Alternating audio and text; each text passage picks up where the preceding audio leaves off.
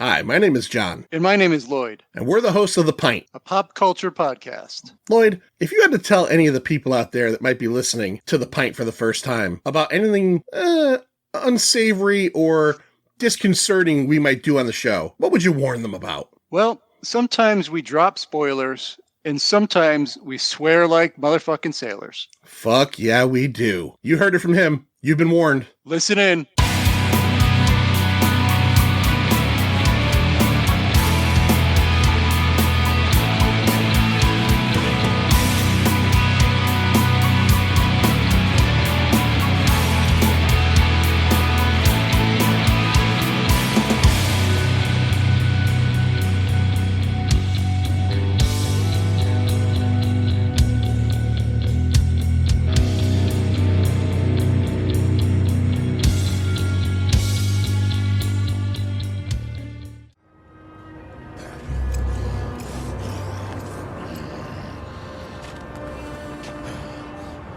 I'm going to enjoy killing you. Yeah, get in line.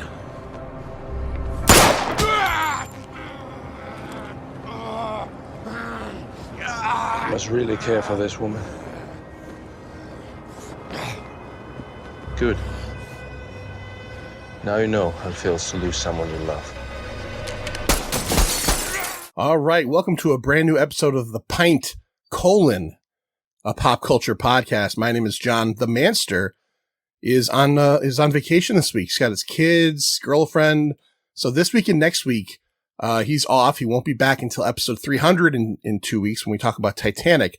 Until then, though, I've got some great folks jumping in and filling in.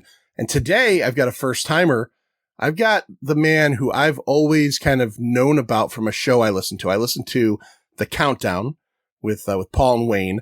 And on every episode, they have to mention top level patron. Like they're shoving it in my face because I'm a patron, but apparently not a top level patron. David Powell.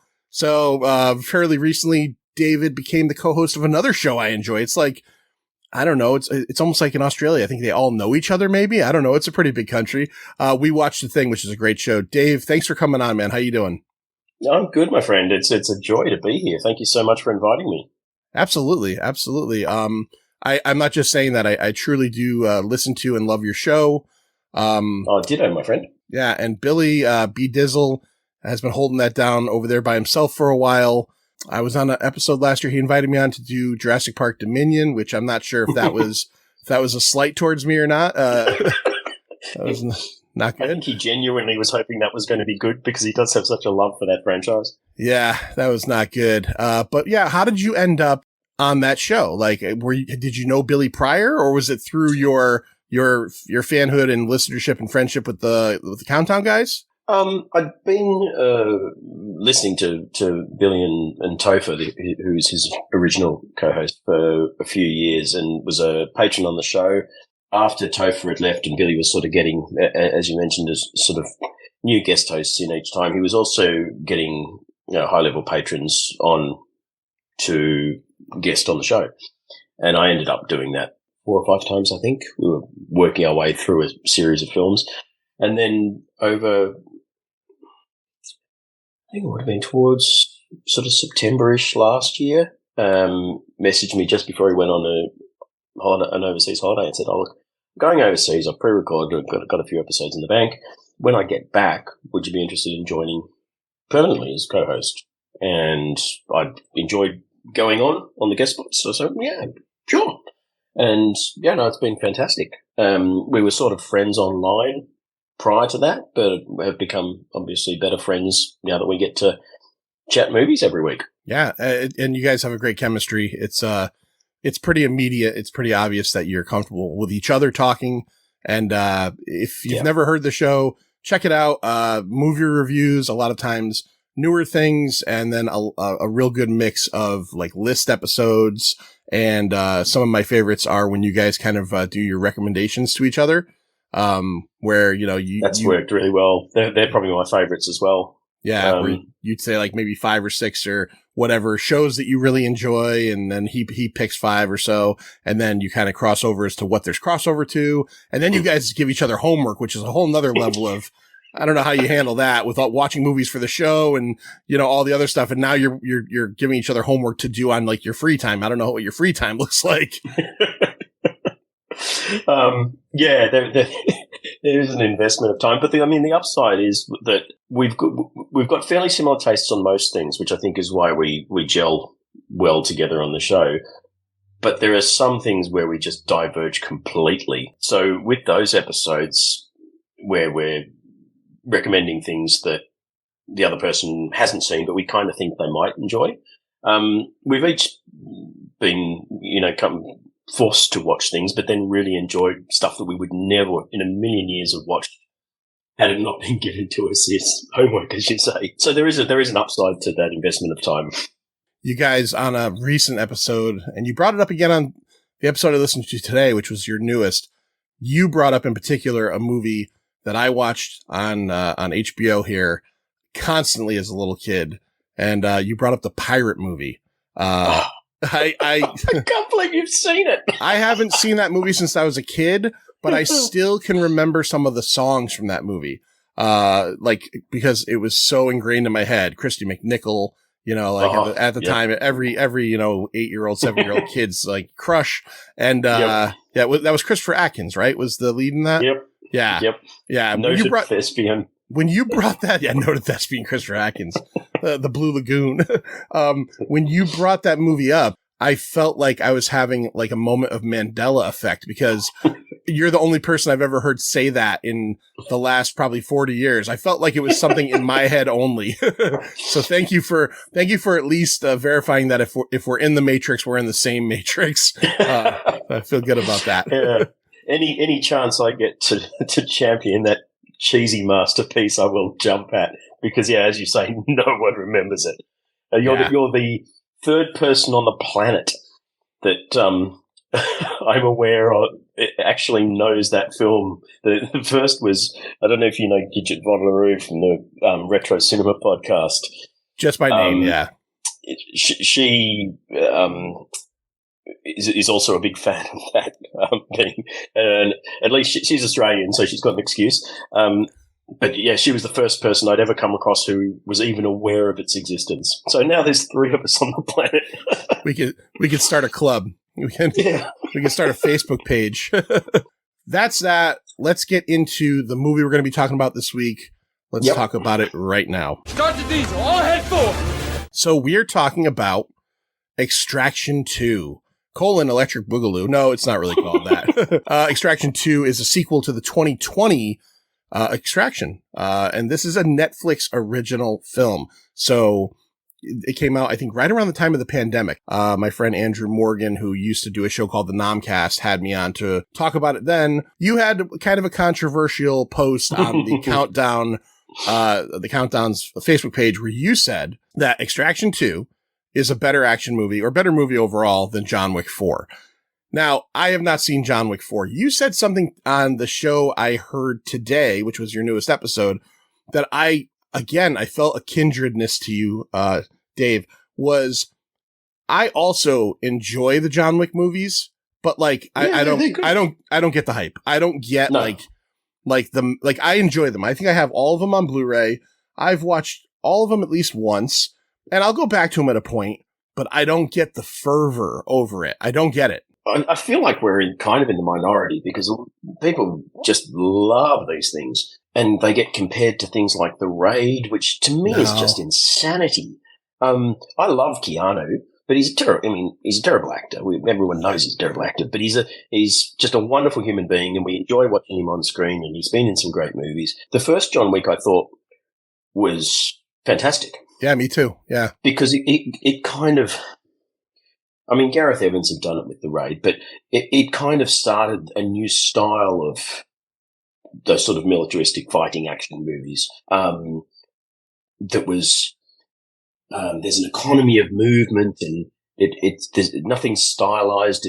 It feels real. But the further they went on and the more, what's his name? Chaz Straczynski kind of tried to build this backstory of the Continental and the High Table, and it just lost me a little bit with all of that. I don't think they were particularly well written.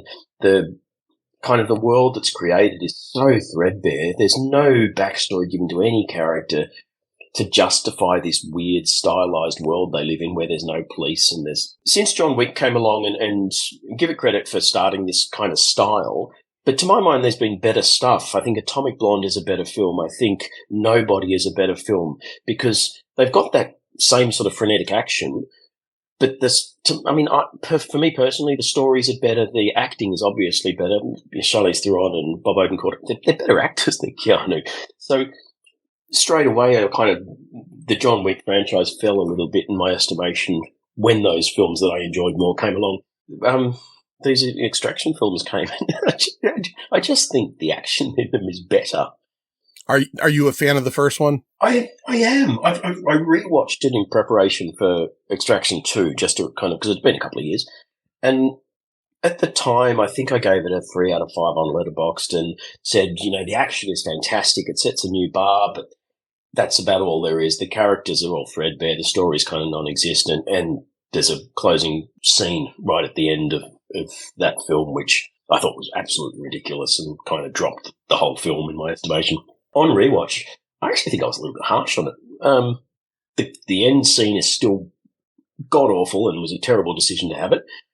But the character work is actually not terrible. There's some genuine sort of emotional beats in it. And I think the story is actually, for an action film, perfectly fine. So, yeah, it's gone up in my estimation. I don't think it's as good as the sequel, but I think it's a good action film. Oh, that's always a good endorsement when you say something's not as good as the sequel, because that doesn't happen a whole lot. You know what I mean? Like where the sequel actually edges it out. So, Extraction 2 dropped on June 16th of 2023 on Netflix, directed by a guy named Sam Hargrave. He directed the first Extraction. Other than that, he's mostly a stunt coordinator. He coordinated the stunts on the 2011 Conan the Barbarian film, Atomic Blonde, as Dave just mentioned. And he is a big Russo brothers guy. He worked on Infinity War, the incredible Infinity War, and the massively overrated Endgame. Yes, I said it. I say it all the time. Yeah. Oh, I'm with you. Yeah. Written by Joe Russo. You know Joe Russo because he co-directed Captain America the Winter Soldier. He co-directed Civil War. He co-directed both of those Avengers movies I just mentioned. Co-wrote Extraction, the first one. He wrote Extraction, the first one. And he co-wrote and co-directed with his brother, The Gray Man, which I never saw. That didn't look good. That was also a decent action film with Gosling and Evans, right? Yeah, it's not bad. I think I gave that 4 out of 5 from memory. I really enjoyed it. All right. It was sort of around the same time as some really pretty bad action fare like Red Notice and stuff. So yeah, it probably benefited by comparison. But no, I'd check it out. It's worth a watch. All right, I'll give it a look. I'm paying for Netflix. I might as well. The characters are based on characters from a graphic novel called Ciudad, which was written by Andy Parks and the Russo brothers. This was filmed between November 2021 and March of 22. It was filmed in Prague, the Czech Republic. It was filmed in Vienna, Austria, and it was filmed in Sydney, Australia. Oh. Right in your backyard. I don't know where. I don't know. Struggling to think what parts were it. Yeah. Okay. Yeah. Sure. So now that we've talked about who made it, let's talk about who's in it. Let's talk about the cast. Bring me everyone. What do you mean everyone? Everyone! All right. Human slab of macho beef, Chris Hemsworth returns as the most awesomely named Tyler Rake. If you've got Rake as a last name, you better be a motherfucker that can fuck some shit up. We all know him from the MCU as Thor. We also know him from the 2009 Star Trek reboot as George Kirk in the J.J. Abrams. Yeah, he was the dad. He is from Melbourne, Australia. How close is Melbourne to you? It's about a 9-hour drive. So it's different state. All right. It's close. And he grew up, apparently, born in Melbourne, grew up there, and then also grew up in, if I'm saying this right, correct me, Bullman in the Northern Territory. Okay. Didn't know that.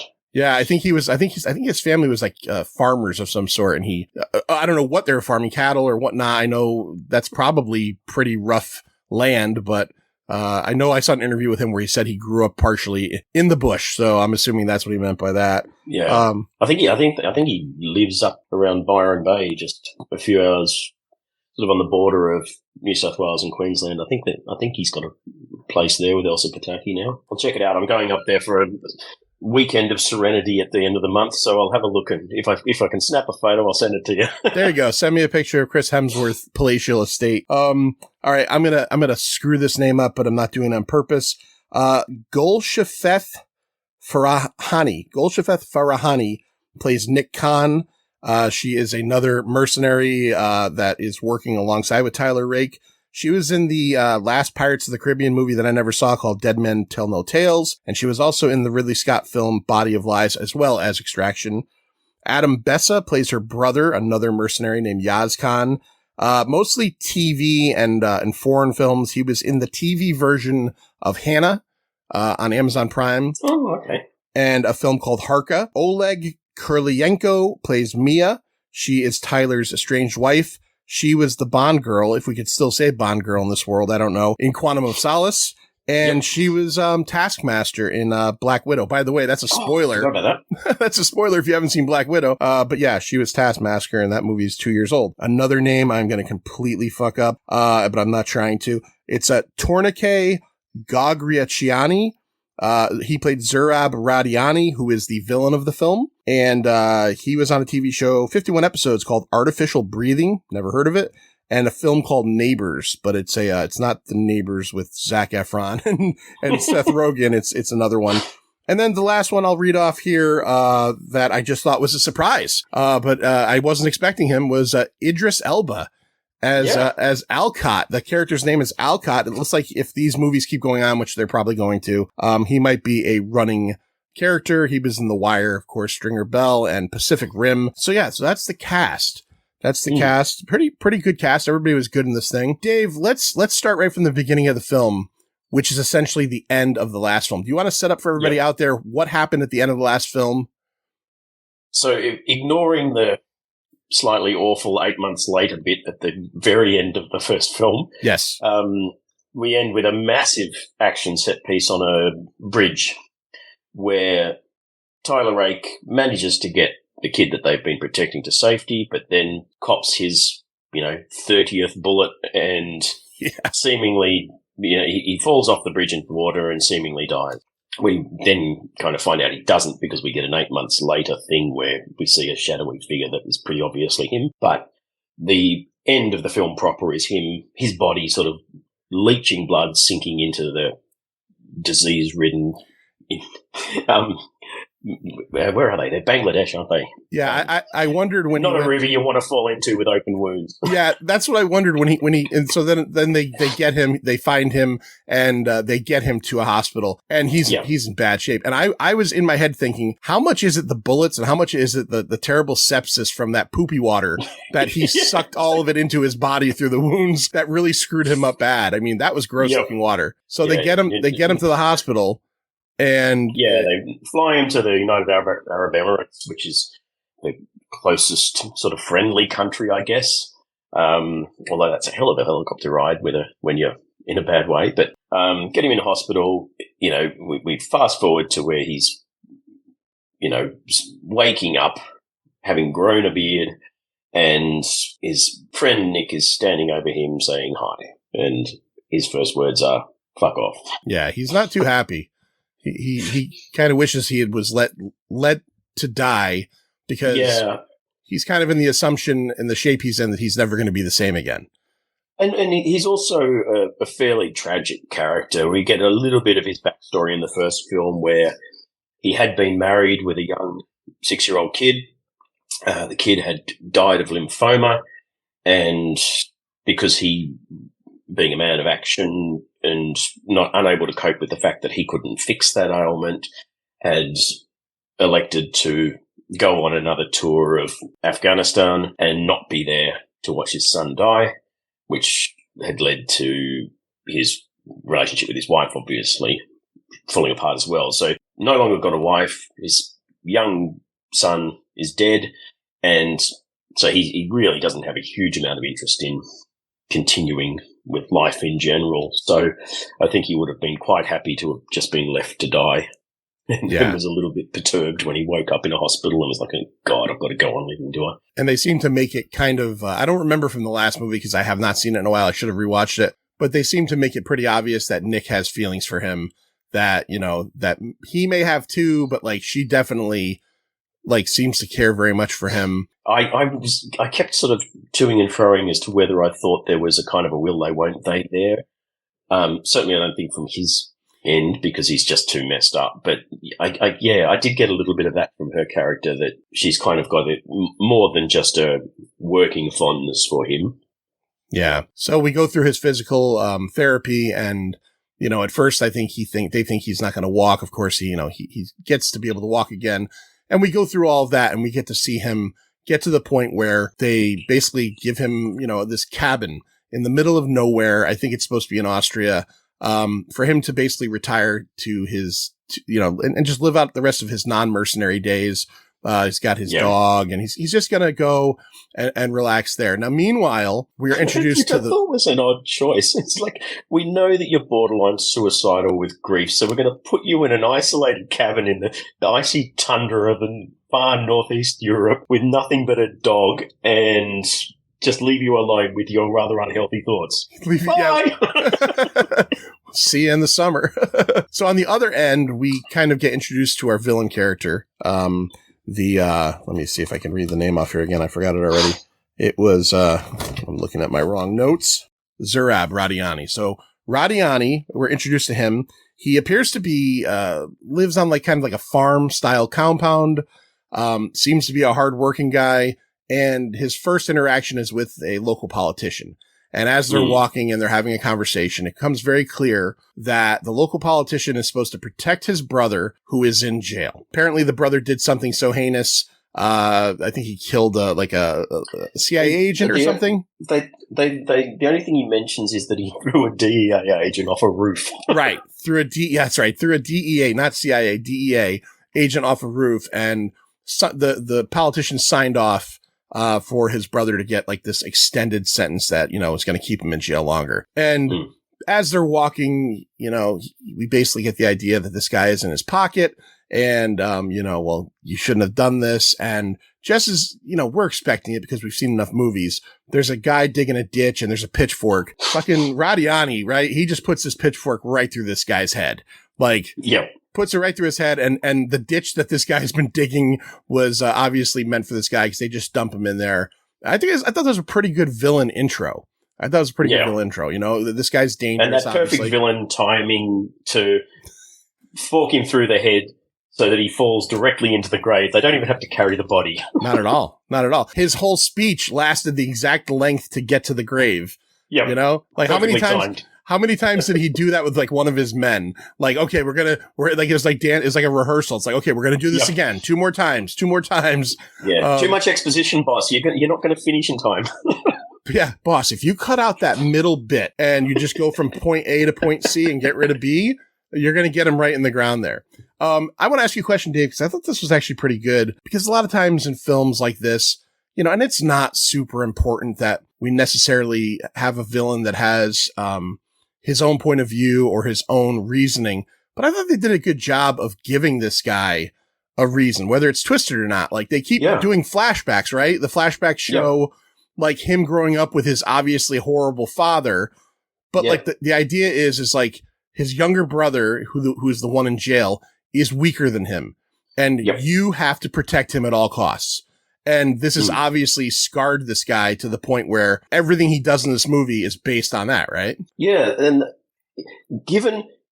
he is a pretty hateable villain. He's a, you know, as an adult, you don't have any sympathy for him really at all. Yeah. But as you say, they do a good job of giving him the rationale and the backstory to explain why he's so relentless in and refusing to give up on his sort of revenge pursuit of good guys, because he literally had it beaten into him that he's supposed to look after his younger brother, to the point where as an adult he's got permanent hearing damage, and wears hearing aids because his dad beat him around the head so severely that he was bleeding from the ears because he wasn't looking after his brother enough. So you kind of do get a good amount of backstory on this guy as to why he's the way he is.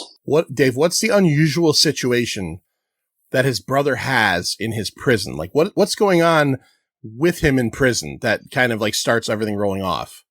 Well, one of the things that this corrupt politician that we meet at the beginning had done was, he'd stopped the brother being extradited to the US and kept him in Georgia in prison so that he was at home. He'd also rather weirdly arranged for the brother's wife and 2 kids to live in the prison with him so that he had them close by. So this woman and these 2 kids are living in a prison cell in this cold concrete dungeon of a prison just so that he can have them nearby.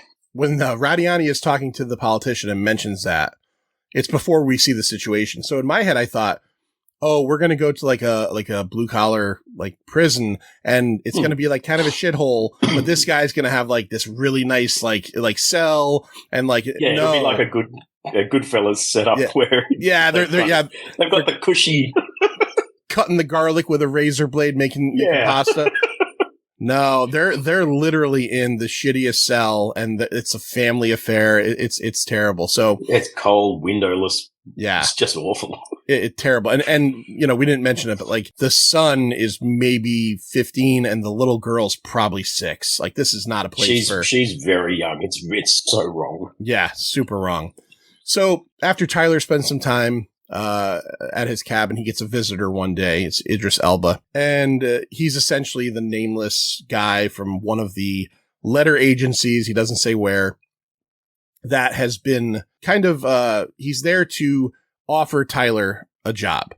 And the job is your sister-in-law, your ex-wife's sister, is the wife of this villain's brother who is stuck in this cell. And we have been brought here to offer you a chance to go in and extract her and the family from this prison. Now, this is one of the parts of the movie that I was most surprised at.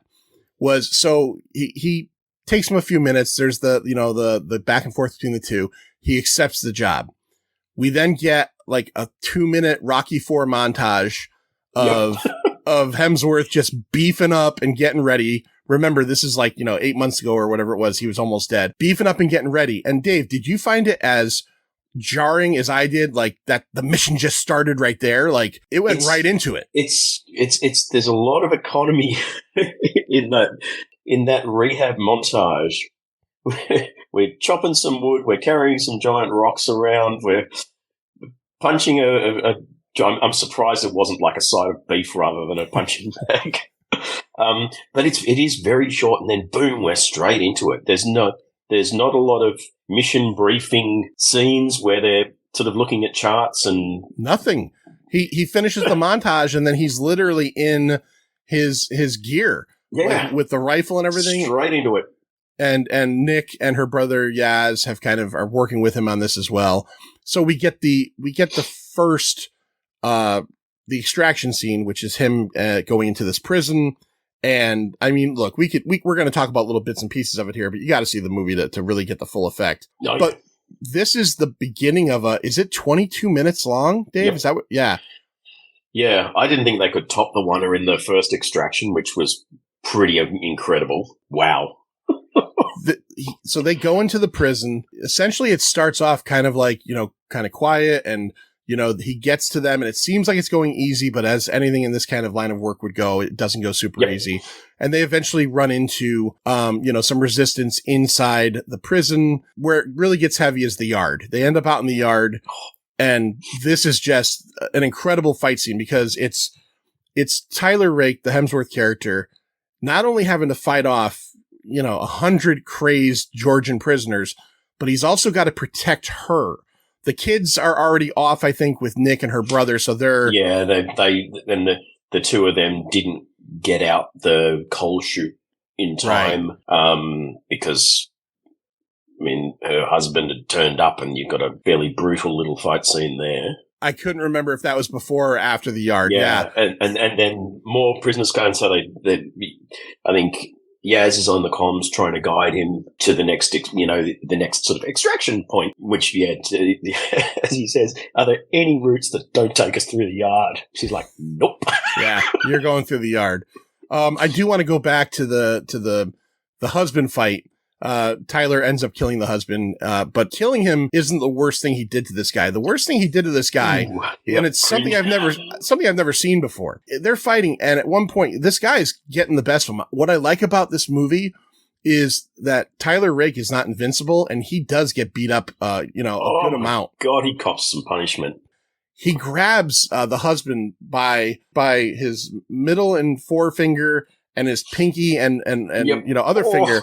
And he tears his fucking forearm apart. It's a real clencher. I literally, like, my wife was not watching this with me. She was just reading. But I said, you have got to see this. And I rewound it because it is something I've never seen in a movie before. And it's going right up there with, like, Bone Tomahawk, The Split, if you've ever seen that. And there's some other, the curb stomp in American History X. That scene, it disturbed the shit out of me.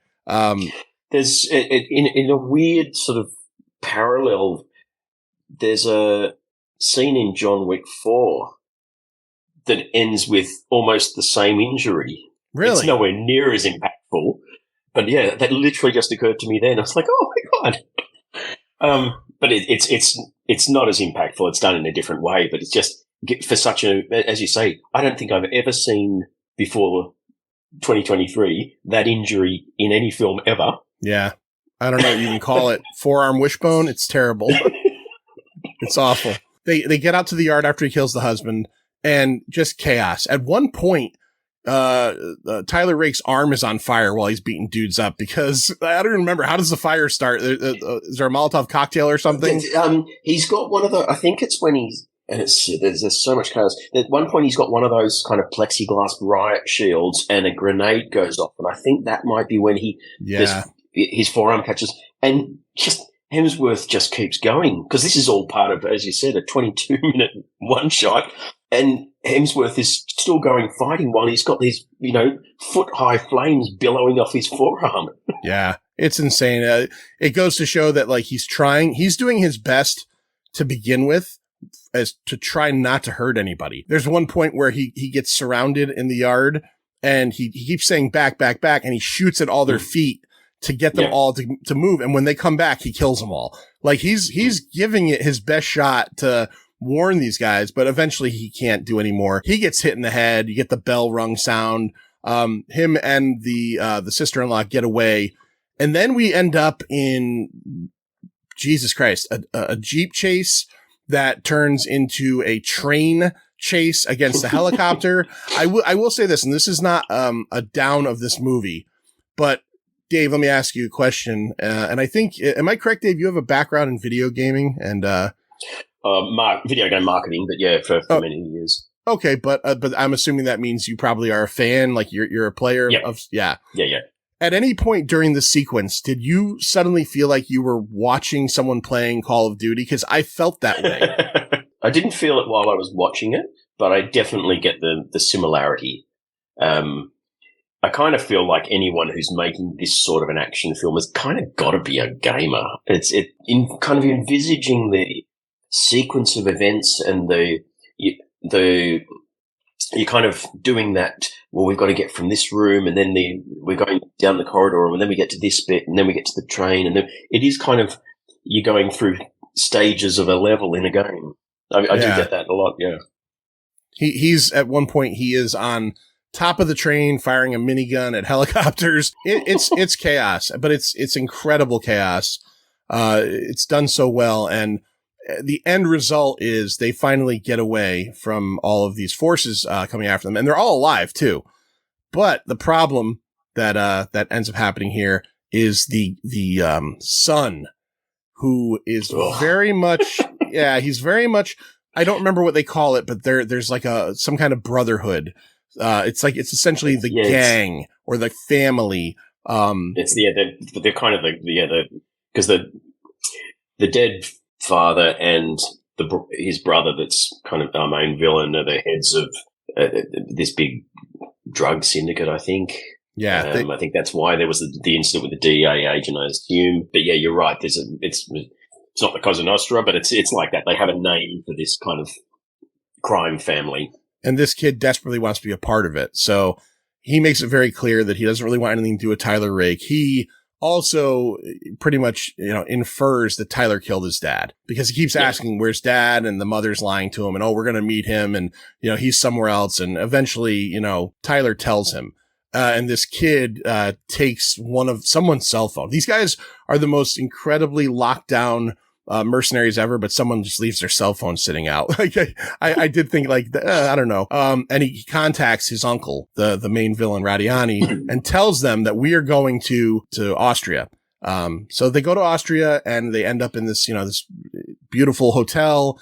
And at this point, they're just waiting to, meet up with Tyler's ex-wife and, hand the kids over and everything. But the problem is, as I said, the bad guy knows where they are. And we get led immediately into pretty much immediately. I mean, there's a little bit of, we have the talks between this character and that character. And I mean, and I liked the characterization. I liked, this is where we start to learn more about Tyler's son and like what happened and why him and the wife aren't together anymore because she can't stand to be around him because of what, in his head he did to the family. But then we get another aerial attack on this hotel with all these people that are around innocent people, Austrian, Polizei, as their cars say over there. Dave, what did you think about like all this stuff going on? I mean, it's another amazing action set piece, but the few things that I like the fact that cops show up. Yeah. It's not something that happens. I mean, I don't think there's a single policeman in all 4 John Wick movies. It's not something that tends to happen in these because you've got your good guys and your bad guys and you don't want a third party in there because it just becomes a little bit hard to direct and keep track of everything. But I like the fact that you did have the authorities show up on numerous occasions in these films. Again, this is just such a brilliantly plotted out and choreographed sequence.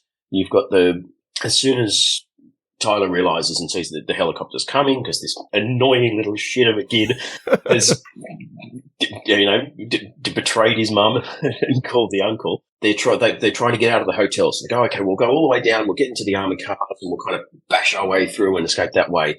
But then the bad guys go, okay, no, drive them back into the hotel. So they get driven back into the hotel and they go back up and then they're going to try and get to the roof to get to the helicopter that the bad guys have got and escape that way.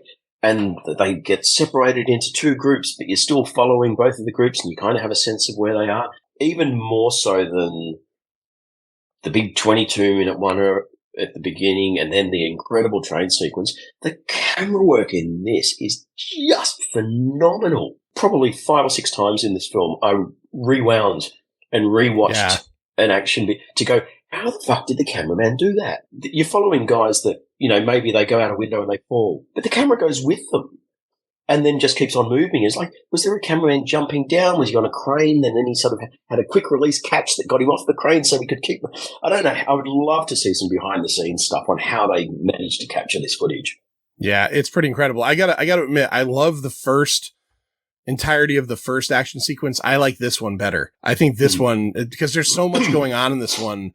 And this one has more, hand-to-hand combat as well. Like God, it's so good. The whole bit where he's fighting the guys in the gym and he wraps I was about to say. He wraps the cable around the guy's neck and lets it go. And he's fighting 2 guys with guns and then just either with an arm or a leg kicks the release and just drops this dumbbell down and crushes this guy.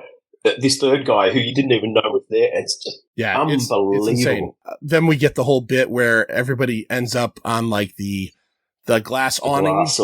Yeah. And what's her name? Nick is sliding down it and he's got to do some crazy shit to stop her from falling to her death. And then he ends up on top of it and he's fighting Radiani and Radiani's very formidable. There's a lot going on. During this whole thing, 2 things that happen. As you said, the annoying little shit ends up with the uncle, But he ends up with the uncle, but he's also at this point starting to realize that this guy's like, maybe I made a mistake. Maybe I didn't do the right thing. Yeah. There's a nice moment just before the shit hits the fan where at first he I think on the plane he approaches Tyler and gives him an earful about, you killed my father, and has a go at him about the fact, making a snide remark about the fact that he wasn't there for his own kid. But then you have a sort of a counterpoint moment where Tyler approaches him in the hotel and talks about, yeah, you're right, I wasn't there, but your mum was. She stayed through all that shit to keep you and your sister safe. She put up with the beatings. She put up with, and he says something like, she put up with the stuff you saw and the stuff you didn't see. Yeah. Just to keep you safe. She deserves better from you. And that's when Sandro sort of goes, yeah, sorry. Yeah. I've done a bad thing. Yeah. Oh, by the way, helicopters are coming. How do they get? I'm trying to remember now. How do they get out of the of this situation? Yaz gets killed. Yaz, Nick's brother, ends up getting shot in all this chaos. Nick and Yaz were they try to get Sandro back because he goes down and ends up with the uncle. Nick and Yaz try and get him back. There's too much gunfire. They can't get him, so they retreat back inside. Tyler says, you guys go up to the roof and try and get their helicopter. I'll get the family and we'll meet you. And so you've got they independently going up in the lift, in two separate lifts to try and get to the roof. Nick and Yaz get to the roof and they've got, sort of a standoff with the guys up there. Tyler gets the mum and the little girl into a lift or elevator, and you think the bad guys are waiting for them, but then the lift doors open and he's taken a grenade, tied it on a bit of string to the two doors so that as they open, it pulls the pin and blows up, and then he emerges from the stairwell, which I thought was an amazing little unexpected moment. And then, we sort of all end up on the roof, and then, as you say, just as they're about to escape, Yaz, who's already taken about 5 bullets from this powerhouse woman bad guy who's a bit like Gina Carano or whatever her name is that was in Star Wars. He's already kind of on his last legs, and then gets that sort of slightly slow-mo bang bang in his back from the main bad guy Radiani just before he gets to the helicopter. So he dies. They get back safely to Tyler's cabin. Mia, the ex-wife, shows up, and they have a moment where they kind of discuss, and Tyler has his emotional moment where he says, I didn't leave because, I had to go do my duty. I left because I couldn't be here. I could not do it. I couldn't be strong enough. I couldn't fix it.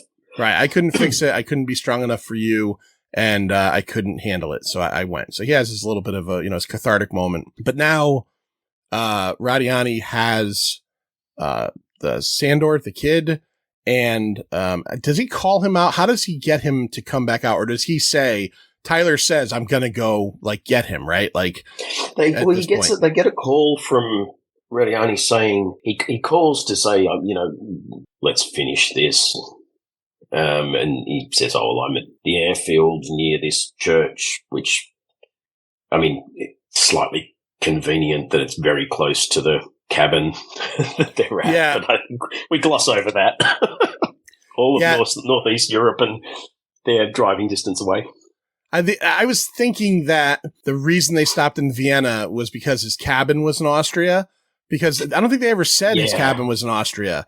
So, and then I put that together. I said, well, he must be in Austria if he's able to just go and meet up. It's not like he's in. Yeah, true. Yeah. So that's, they didn't do a good job of telling you that. That was something I assumed. So he goes out, and we're kind of under the assumption at this point that cause they kind of lost the last battle and lost the guy in it, that maybe they're under the gun, but he just tears ass on every one of Radiani's guys at this point. He just takes each one of them out one at a time. But Radiani has a trick up his sleeve, and it's all over Sandor. What does he got going on, Dave? He's vested him up with explosives like any good uncle would. Yeah. And he's sitting there with a dead man switch trigger, and they're just chilling in the church. The one thing one of the few things about the action in this that disappointed me, I did feel it did get a little bit rushed for this final showdown. The big kind of second in charge bad guy, the guy with the mohawk, like faux hawk. I 100% agree with what you're about to say. I thought he was going to be a big deal. I thought he was going to be a 5-minute physical fight, and then Tyler would almost be dead before he got to Radiani, and he takes care of him. Like, you know what it reminded me of? And we're going to jump back to John Wick real quick. In John Wick 2, the entire movie makes you think Ruby Rose is going to be a big deal, and then he just kills her at the end. So maybe that was what they were going for, but I 100% agree with you. The guy with the faux hawk, I thought, they're building him up to be. There's one brief fight with him in the car park, then he disappears, and other guys, and you. Other than that, you don't see him do shit the whole movie. Yeah. He's just always kind of there, and I was like, oh, it's gonna be a good fight with this guy. Nope. No, he takes him out 2 seconds, bang, bang, bang, immediately. Yeah, and it's funny too because I thought that earlier in the movie, and when he has the quick interaction with him in the garage at the hotel, I thought, man, did he kill that guy already? I thought that guy was going to be a big deal. So when he shows up at the very end, I'm like, oh, okay, he got away, and this is where it's going to be a big deal. It wasn't. It was. Yeah, you're right. That was anticlimactic. He wasn't even a level boss, let alone a final boss. Not at all. Not at all. The guy who was more of a level boss was that giant fucking unit that the big dude Nick kills in the hotel, who was literally almost like a sumo guy in body armor, and sort of throws his gun away and pulls out an axe. And I was like, oh, okay, he was cool. Yeah, he had more screen time than Faux Hawk. Yeah, it would have been cool if he lasted to the end and gave Rake like a bear hug for 15 minutes or something. But yeah, I agree with you. The girl that Yaz took on, and the big guy in the room who was just made bigger by the fact that he was wearing like body armor. He was already fucking giant, and now he's wearing like 6X body armor. Do they make body armor that big? he's essentially got a shield built over his body. So we get to the end, and it's going to be the big fight between these two. And I thought it was a good fight. It was also, like we talked about, with the forearm rip. This might be the only time I've ever seen a character take a coffee can full of nails and smash it into someone else's face before. That's a tetanus shot waiting to happen, Dave. I expected him to get up looking like Pinhead. Yeah. So they just kind of kick the shit out of each other, and I know how it ends because I think that's great. But he's about to go out, right? Does Nick jump in and take him down with a shot? Well, they're having that weird standoff, and Radiani gets Sandro to take Tyler's gun and point it at his head, and he's trying to get the kid to execute him, I guess, to sort of push him over to the dark side and get him into the family. The kid can't do it. I know I'm hating on this kid because I really didn't like him. I was hoping he was going to get shot. But I get the sense it's not that he felt any sort of goodwill. I just think he was too much of a chicken shit to pull the trigger. I don't think he did it because he had come around and was a good person now, but he can't do it. Tyler's looking at him going, look, kid, it's okay. Do it if you got to, because he's, semi-suicidal anyway. And I think that's when Yaz comes in and with the big assault rifle, points it at Radiani, who goes, explosives, and so she puts it down. So she doesn't really do a great deal in that scene other than distract him just for a second so that Sandro can grab the detonator and run away so that he can't be blown up. But other than that, she's not really in this final scene. Yeah, and then does she shoot him though? Because they both end up on the ground. I don't think any of her bullets land. I think she may have got a couple of shots off, but essentially she puts her gun down and Radiani just goes, hey, great, bang, bang, bang, bang, bang. And she cops a fair few and sits out the rest of the scene. Eventually, Radiani and Rake finish the fight, and they both end up like basically like dead tired next to each other on the ground. Yeah. Laying in the same. They've both been stabbed multiple times. Radiani's had dirty, rusty nails stabbed 2 or 3 times up his leg and then in his back and in his sort of, shoulder. So even if he survives, he's dying from tetanus. Yeah, he's going to have lockjaw real soon. Rake's been stabbed several times as well. Yeah, Rake's doctors are going to be super annoyed at him. They're going to be super fucking annoyed. Like, come on, man. We just saved your life. So they're laying down next to each other. And I think this is an incredible little bit. I loved it was when Radiani basically says, paraphrasing, he says, I'm never going to stop coming. And in the middle of the sentence, Tyler just puts the pistol to his head and shoots him in the head. Like, shut the fuck up. It's just like... You brought up earlier that you like the fact that the police show up in this movie because they show up again. And then, I mean, even though it kind of gets taken away at the very end of the movie, like, we don't have like real movie magic because, because I was thinking, okay, well, Tyler's obviously like, he's a mercenary. So is Nick. They end up in fucking jail, which I thought was really refreshing instead of it being like these were the bad guys and you guys were just helping out. No. You guys all caused a major incident in the middle of Vienna. I mean, apart from all of the other shit, which, I mean, the authorities may not have necessarily had the time to piece together these are the same guys that were shooting up the hotel. But Tyler's gone in and, as Paul at the countdown said, was like one of those annoying dickheads in Call of Duty that just sits in the background with the grenade launcher going poof, poof, poof, poof, poof, and just strafing everything. And he's blown up a plane. He's blown up multiple vehicles. That they've desecrated this beautiful church. Yeah. So, not surprisingly, the authorities show up to go, you guys are fucked. You're going to jail. I don't care if you were the good guys in this scenario. And so, they're straight into the orange jumpsuits. So they go to the orange jumpsuits, but who comes to their rescue and who promises us an Extraction 3, Dave? It's Black Superman again from Hobbs and Shaw. It's Idris Elba rocking up being I guess, in Fast and Furious terms, what's shaping up to be the Mr. Nobody. I stopped at 5 on those, so I'm not sure. Wise man. Nameless figure from nameless organization that just doles out missions. Okay. All right. So Mr. Nobody of the Extraction universe. That's fair. Yeah. I listened to you and Billy talk about Fast 10. And he'd taken something before that episode based on his opinions. Yeah, a few of my other friends that are podcasters, whose shows I listen to, I also listen to, and I said to myself, I'm glad. I think I ended at 5 or 6 because 5, I think I remember being genuinely a really good movie, like a good 5, action 6, film. and 7. 5, 6, and 7 is the sweet spot, in my opinion, in that franchise where it's crazy enough action, but it's not insultingly stupid. So it's kind of it hit its apex of kind of what that franchise is best at. Right. Everything after that is just a downward slide into stupidity. Yeah. I can't even picture when this thing ends, like whether it's 10 part 2 or 11, when it's all said and done, I don't think I could ever put myself through like where I ended to keep going. I don't care. I just don't care. I saw a great meme the other day that really made me laugh. And it says, do you remember when the ending of Fast and the Furious Part 1 was when Dom found out that Brian was a cop? And then it says, and in Fast and the Furious 9, The Rock moves a torpedo on ice with his hands. like, yeah, that seems to be a pretty good one. Yeah. Yeah. They were a gang of street racers who were boosting VCRs. That's where they started. And now they're going into space and stealing nuclear subs and they're the guys that government agencies call on to fix problems of the world. Should we use the army, the CIA? No, let's get those guys that used to boost VCRs.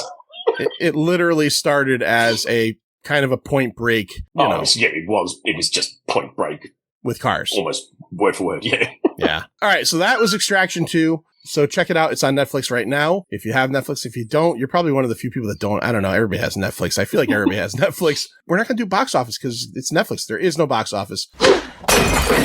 That's why we don't have nice things, Pepper. Get out! But as always, let's rate this thing. Now! What's it going to be, Doc? Huh? What's it going to be? All right, Dave. So here on the pint, we have a scale of 0 being the worst thing ever, 5 being the best thing ever, and quarter and half scale usable. What do you give 2023's Extraction 2? It's a solid 4. Solid 4. Right on 4. Yeah, 80%. It's the best action movie of this year so far, and I reckon it's one of the best action movies probably of the last 5 years or more. I mean, how he's going to top it for 3, which they've already semi-announced at the Netflix event before this thing had even, been released.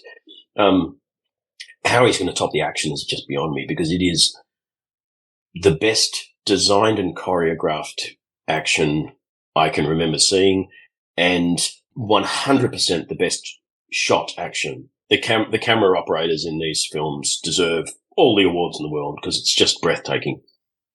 Yeah, I'm bummed out. I don't know how it is in Australia where you're from, the upside down as you called it. But do you guys down there, do you guys get physical media releases for stuff that is on Netflix or no? Because we don't get, like, Extraction's not on Blu-ray. I would love to have a Blu-ray to see like behind the scenes stuff, but it seems like stuff doesn't come out down here or up here. I've never actually thought about that, but you know what? You're right. I can't think of any actual Netflix productions, like not where they've just licensed something for a particular market, but where they've been behind, and probably because I can just go back and watch them whenever I want as a rewatch, so I've not gone looking for Blu-rays or 4K. But this is something that I would like to own on 4K, but I haven't actually looked. But yeah, I don't know. It may be because the money that Netflix would make from physical media is not worth the subscribers that they potentially would lose if people knew that they didn't need to subscribe to get this stuff. Yeah, I'm a physical media guy. Yeah, I am with a lot of stuff, particularly, as you say, where I am interested in the production side of it, and I would love to see documentaries about how this was made, because I can't even imagine. Yeah, it might be one. I might message my, I don't know if you know Dan over at Netflix and Swill, but if anyone would know, he's probably the guy. I'll see if I can find out. Yeah. Yeah, one of my favorite movies from last year streaming was Prey, the Predator film. Oh, Jesus, that was good. It was awesome. And here, I don't know if it's the same there. It was a Hulu release, which I'm not sure if you guys have Hulu down there. It sort of all comes through Disney Plus. I think. And that's never been released. And again, I can go back to Hulu. I have Hulu and watch it whenever. But, I love the idea that I can get like a physical release. And if they ever take it off of there, or, for any reason, if they find out that like the Predator, is a sex fiend in real life, and it gets canceled and they take Prey off, at least I own it and I can watch it. So. Yeah. And that's another one. I mean, I'm a big fan of, he hasn't done a lot of stuff, but I'm a big fan of the director, Dan Trachtenberg. And I would love to see behind the scenes of, how that went about. Because I know that there's really interesting stuff with that production where originally the whole thing was going to be released in, is it Navajo? Is that the tribe that it is? It was going to be in Navajo language with subtitles. And then, people went, oh, no one's going to watch it. So it didn't happen. But Hulu actually did have a version. Stuff. Hulu did have a version. Yes. Yeah. Oh, wow. I think it was with subtitles. I can't remember, but I remember a couple days after it came out, because I watched that twice in like a week. I really enjoyed it, and we did a show on it. And like a week later, I remember there being the news blurbs that they were releasing the Navajo language version. Oh, cool. Yeah. See, that's what when I heard that, I thought, oh, gotta be like Apocalypto. If you remember that Mel Gibson movie. I love that movie. Apocalypto is such an incredible and I think forgotten movie. It's absolutely. It's such a breakneck action movie. I'm sure a lot of it is the Mel Gibson factor. People probably swept it under the rug. I think the language barrier was never going to get beyond a certain point of sort of market penetration, because there's always going to be a pretty big cohort who just can't get over the subtitle barrier. Yeah. And kind of go, not interested. Yeah. Which is a shame, because that was a great film. All right. I give it a 4.2. I'm not gonna vary from that. It's a fantastic action movie. I've seen a couple of the written blurbs and reviews, well, if you love action, don't pay attention to the dialogue. It's a fine movie. Yes, 100%.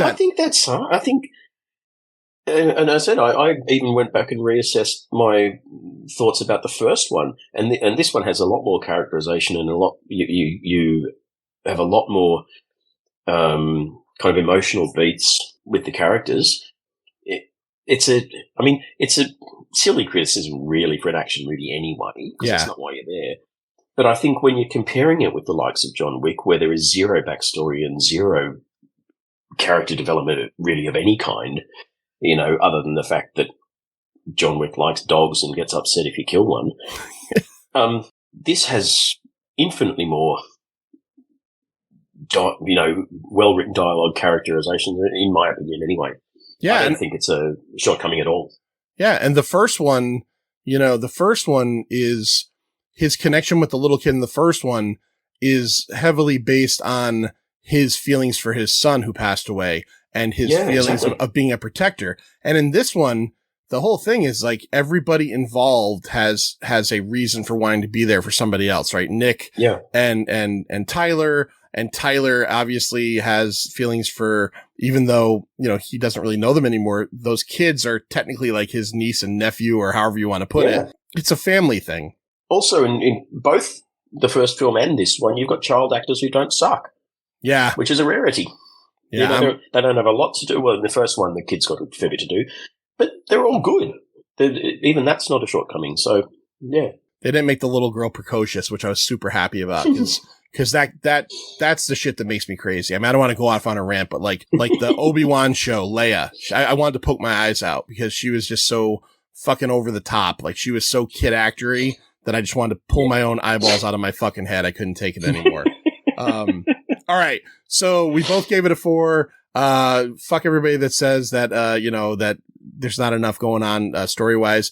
There is, but at the same time, if you're logging into this to see a fucking action movie, then you are not going to be disappointed. 22-minute long action sequence. And then the next sequence is probably half as long, but almost as good, if not better. All right, Dave, tell everybody out there all about your awesome show, where they can find you, what's coming up, all that good stuff. We watched a thing. You can find us on all your normal platforms, wherever you listen to stuff, whatever you're listening to this episode on, we're probably on here. Just search for We Watched a Thing.